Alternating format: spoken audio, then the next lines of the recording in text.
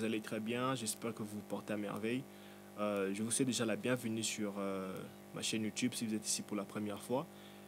Et si vous ne me connaissez pas, moi c'est Moïse Archib, je suis un professeur de guitare, je suis aussi un musicien. J'utilise cette plateforme pour partager ma musique, pour partager ma connaissance et tout ça. Sinon, merci d'être ici, merci pour ceux qui reviennent encore, toujours pour suivre.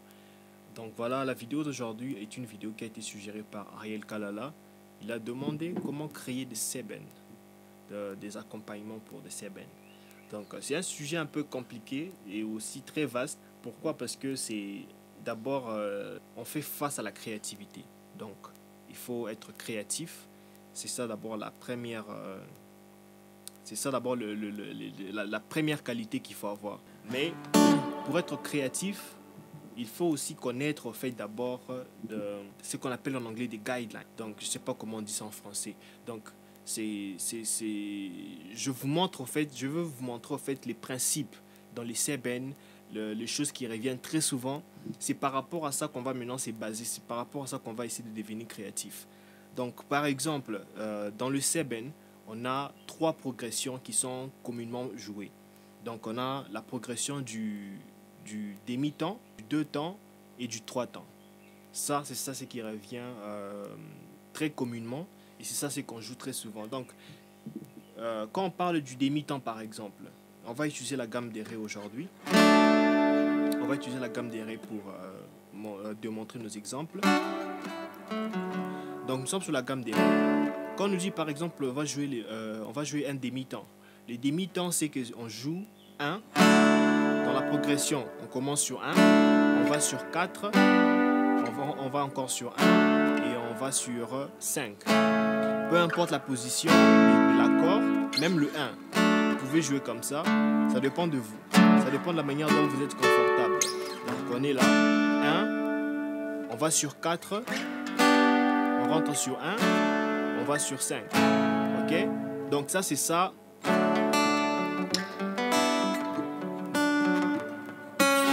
Le demi-temps. Maintenant, quand je parle maintenant d'être créatif, je vais démontrer avec ça. Par exemple, au lieu de jouer comme ça, les accords déplaqués dans le seben, je peux commencer à déchiffrer. Donc, pour déchiffrer, je dois connaître par exemple la gamme mineure. Donc, je viens là.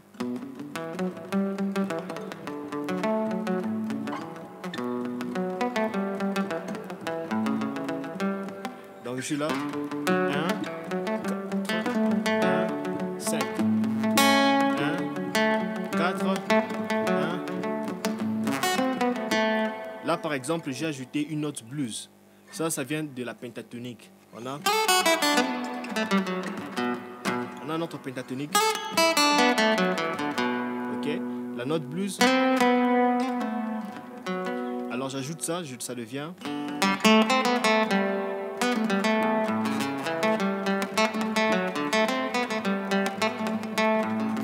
Donc en fait, je dois connaître en fait d'abord les principes. Le premier principe, c'est d'abord connaître la progression dans laquelle nous sommes. On sait que non, c'est un demi-temps. Alors, je sais que c'est un demi-temps. Alors, je me décide d'ajouter maintenant la pentatonique pour mes phrases. Dans les demi-temps, on va juste m'aider en fait à orienter la musique, à orienter en fait la progression, parce que c'est moi qui fais l'accompagnement. Donc, je suis censé donner en fait le rythme, la mélodie et tout ça. Alors, quand je donne, je dois faire entendre que nous sommes sur 1. Nous allons sur 4, nous allons sur 5, donc dépendant de la progression que nous avons. Mais dans notre contexte ici, c'est 1, 4, 1, 5.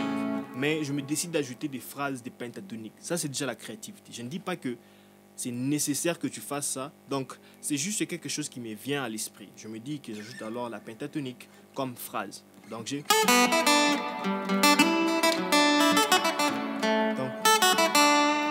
vient de la pentatonique.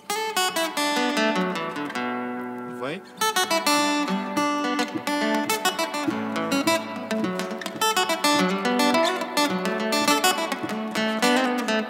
Je me décide par exemple d'ajouter la gamme majeure. La gamme majeure, nous connaissons, c'est... Vous voyez? Je vais ajouter les phrases.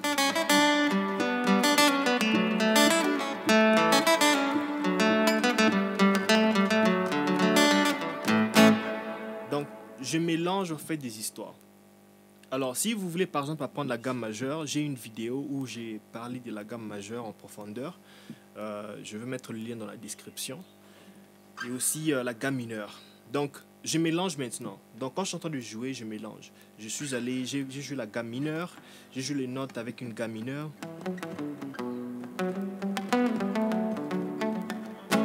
Gamme majeure.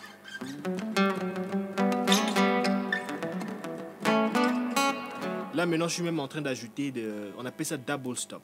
Donc, ce sont des notes que je joue au même moment, donc des intervalles. Là, par exemple, ce sont des tierces. Vous voyez?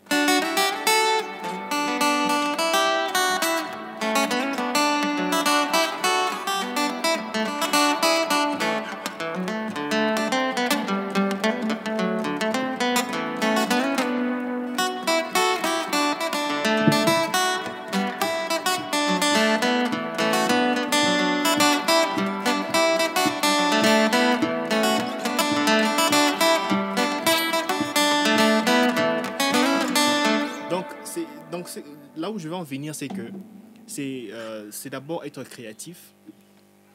Il faut être créatif.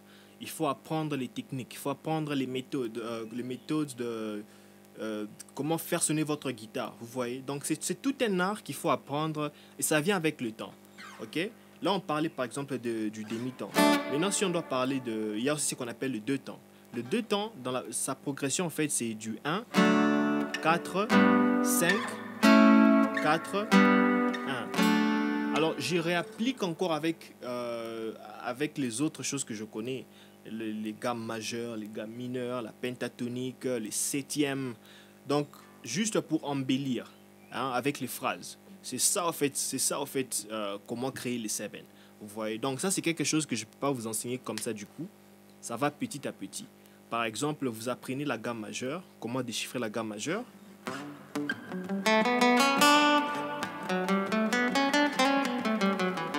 Vous essayez de jouer avec ça comme phrase.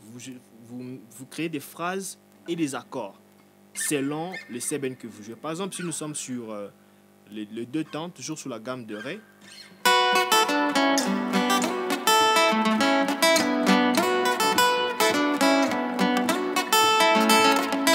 Donc là, je suis en train de faire des pentatoniques, mais en double stop. Donc, j'ai mélangé deux choses.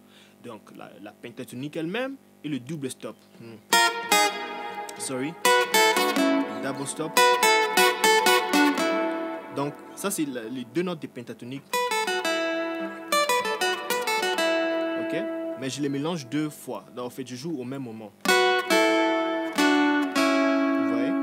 Et ça c'est une tierce. OK? Donc, je mélange maintenant tout au même moment, juste pour embellir, mais en restant dans la ligne du deux temps. OK? Donc, je vais...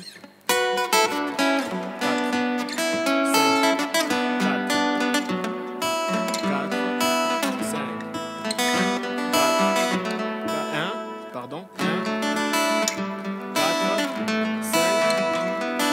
Maintenant, j'ajoute là les phrases.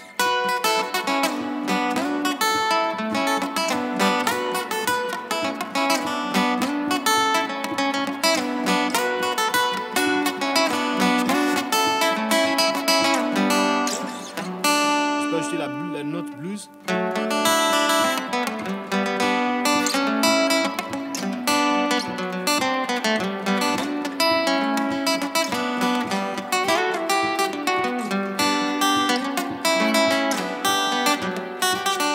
Tierce. OK.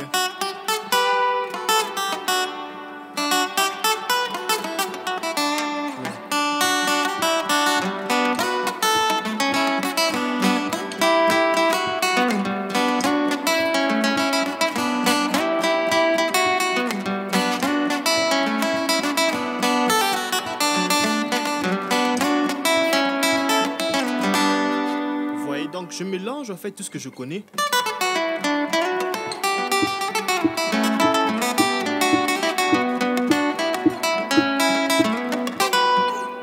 Donc c'est un peu ça. Et puis je peux même embellir encore les phrases en faisant, par exemple, si je suis là. Vous voyez?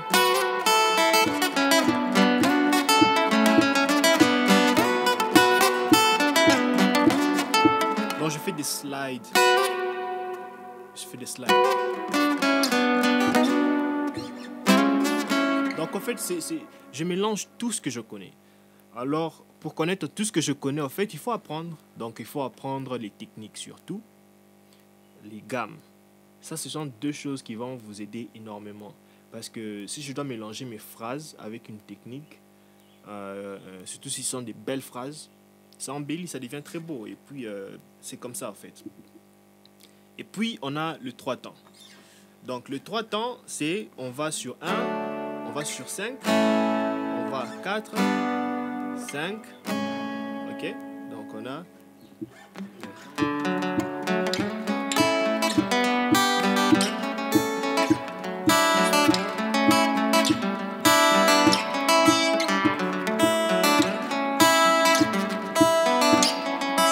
ok.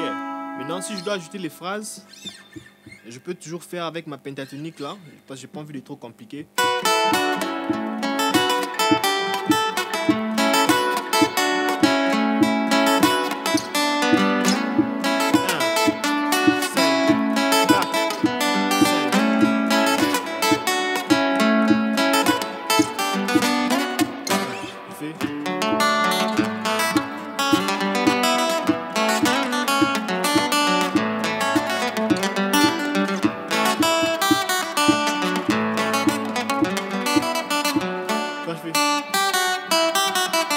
C'est la gamme majeure ou la gamme mineure et je suis juste en train de modifier le note. Donc c'est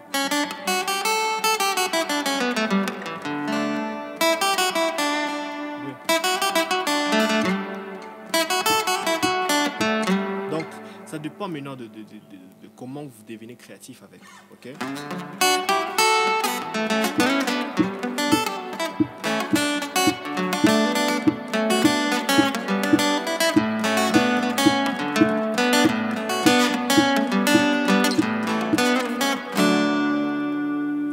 Donc voilà, c'est ça.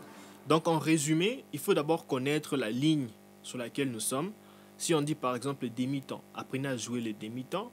Si on dit 2 temps, apprenez à jouer les 2 temps. 3 temps, apprenez à jouer les 3 temps. Ok, donc si maintenant dans l'ensemble on dit non, nous sommes en train de jouer 2 temps. Allez, vous connaissez déjà la progression que vous avez. Vous savez que c'est 1, 4, 5. Ok, pardon, nous savons que le 2 temps c'est 1, 4, 5, 4, 1. Donc on fait ça en boucle comme ça. Alors, au lieu maintenant de juste faire des plaqués, on commence à ajouter des phrases. Donc, pour ajouter maintenant des phrases, il faut connaître les gammes. Donc, vous pouvez apprendre les gammes. J'ai une vidéo sur laquelle je parle de la gamme majeure, une autre où je parle de la gamme mineure. Donc, vous apprenez les gammes. Et puis, vous commencez à mélanger les techniques. Quand on parle des techniques, par exemple, on voit ce qu'on appelle les slides. Hammer. Vous voyez, slide. Hammer. Pull off. Vous voyez, donc ça ce sont les peu de techniques. Par exemple les cocottes. Je peux jouer 1-2 temps comme ça.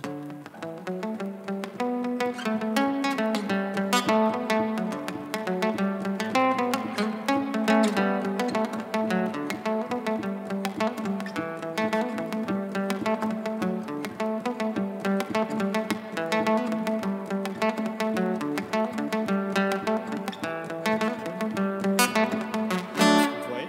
Et puis j'ajoute maintenant des hammers.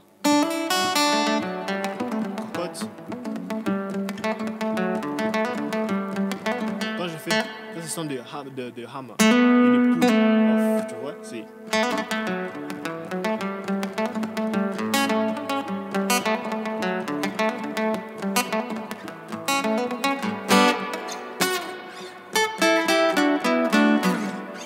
Donc voilà, c'est un peu ça en gros. Donc il faut d'abord connaître la ligne, connaître si la chanson qu'on joue c'est 1 temps, 2 temps ou 3 temps. Et puis maintenant apprendre les gammes. Et puis apprendre les techniques. Donc vous essayez de mélanger tout ça. C'est ça même que vous appelez maintenant la créativité.